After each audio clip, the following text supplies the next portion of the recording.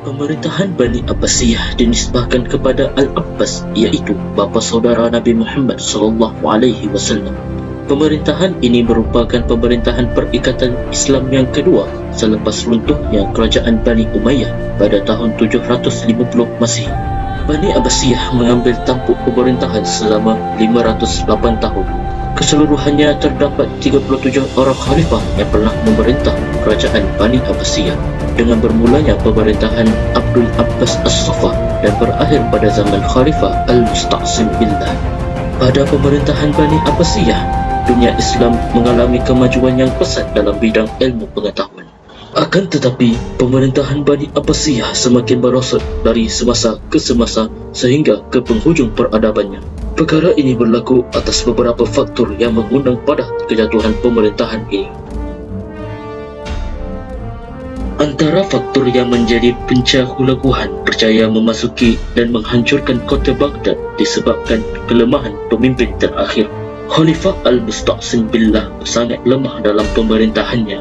Ini kerana beliau dipengaruhi dan dipergunakan oleh bangsa Turki. Beliau hanya mementingkan kepentingan peribadi dan kemewahan dari mengutamakan rakyat. Ini membuktikan bahawa beliau bergantung kepada pengaruh Tahir, iaitu seorang Gubernur Khorasan. Hal ini telah menyebabkan khalifah tidak dapat menguasai kekuatan ketenteraan secara sepenuhnya. Seterusnya, Bani Abbasiyah jatuh disebabkan dengan berlakunya kemasukan bangsa asing dalam tampuk pemerintahan mereka. Khalifah Al-Musta'sim Billah telah mengambil seramai 50,000 orang askar upahan dari Turki dengan harapan mendapat taat setia secara mutlak serta dapat mengukuhkan kekuatan dan pengaruhnya daripada bangsa Turki.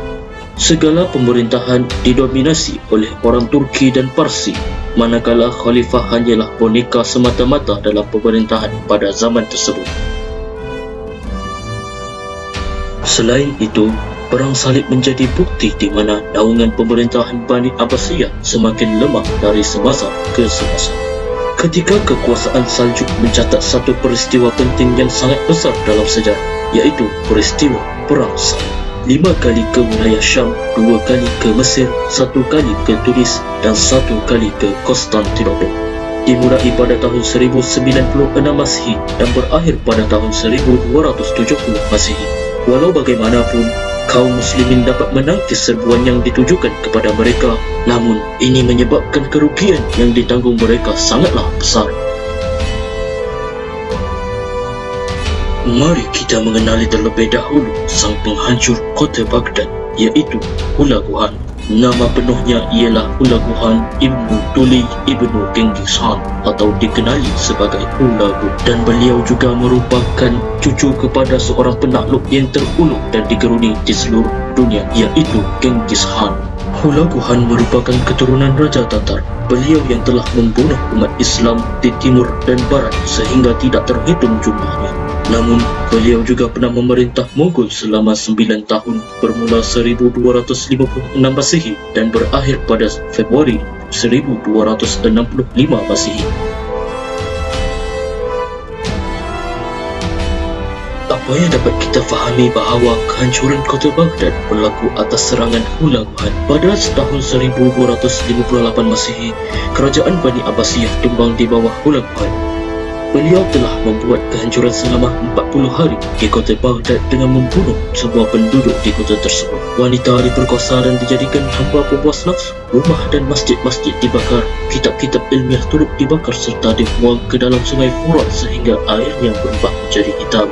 Hulaguhan adalah seorang maharaja dan pahlawan yang sangat bengis dan kejam dalam meluaskan kawasan jajahannya.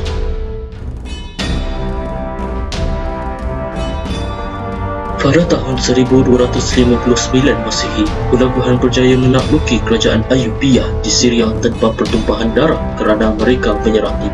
Hulaguhan memberi tumpuan untuk ke Mesir bagi menakluk kerajaan Mamluk. Akan tetapi, kabar akan kematian Mongke membuat Hulaguhan segera pulang ke Mongolia. Maka terjadilah pertempuran di Ain Jalut yang terkenal itu, di mana Kit Bukok ditangkap dan dibunuh oleh pasukan Muslim. Pasukan Hulaguhan yang dikirim untuk membalas dendam ekoran kekalahan kepada kerajaan Mamluk sebahagiannya dihalang oleh pasukan Berke Khan yang menguasai wilayah Rusia dan Kaukasus. lalu berakhir dengan kekalahan kepada pasukan Hulag Khan.